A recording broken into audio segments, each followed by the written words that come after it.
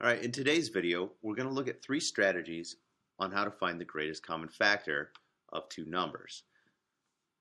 So the first strategy we're going to look at is using the list method. So to do this, we're just going to take two terms, for instance in this case 42 and 24, and we're just going to list out the factors of each using the properties of division. And so here we go with 42. 1 goes in, 2 goes in because it's even, 3 works because 4 plus 2 is 6, and 3 goes into 6. 4 does not work. 5 doesn't work, does not end in a 0 or 5. 6 works because both 2 and 3 go into it. 7 works. Now this is my turnaround, 6 times 7. So now I just work back down my list to find the remaining factors. So 6 times 7 is 42. 3 times 14 is 42. 2 times 21, and then 1 times 42. Now I'm going to do the same thing for the factors of 24. So I have 1, 2, 3, 4, no 5, 6. There's my turnaround. So 3 and 8, 2 and 12, 1 and 24.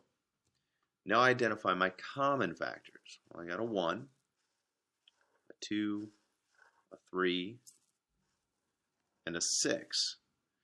So out of my common factors, the one that has the greatest value is 6. So 6 would be my greatest common factor of 42 and 24. Let's look at another strategy. Okay, this strategy is going to use the idea of prime factorization.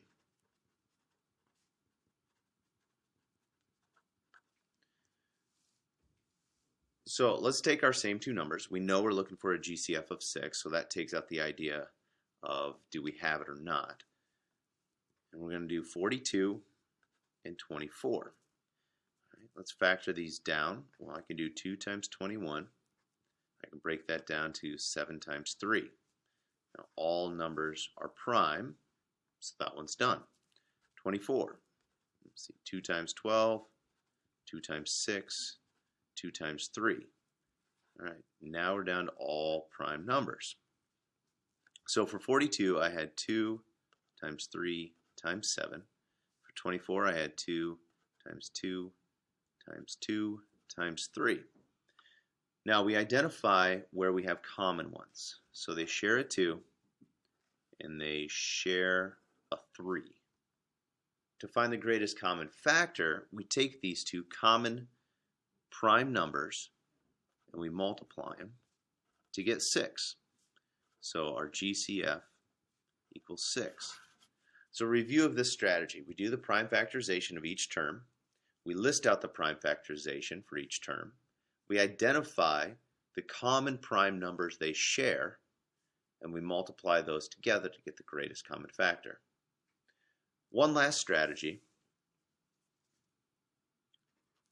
and this is called a division ladder.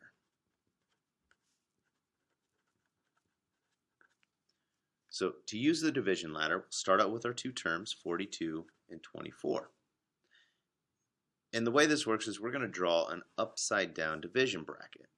And out here, we're going to list a common term they have. It does not have to be prime, it just has to be common.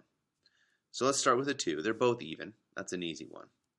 So now we have a 21 and a 12.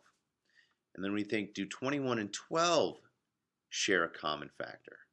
Well, yes, they do. They share a 3. So you divide, you get a 7 and a 6. Now do 7 and 6 have a common factor besides 1? No, they don't. So since we're left here with no common factor besides 1, we take our numbers or our factors out here, a 2 and a 3, and we multiply those, and we get a 6. And just like in the previous two examples, we found our GCF, or greatest common factor, to be 6.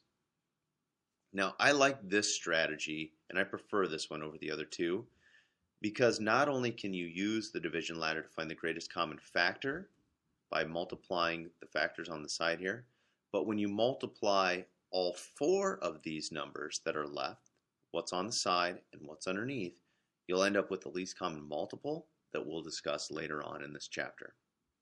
So as a review, we've got the division ladder, we've got prime factorization, and we've got the list method.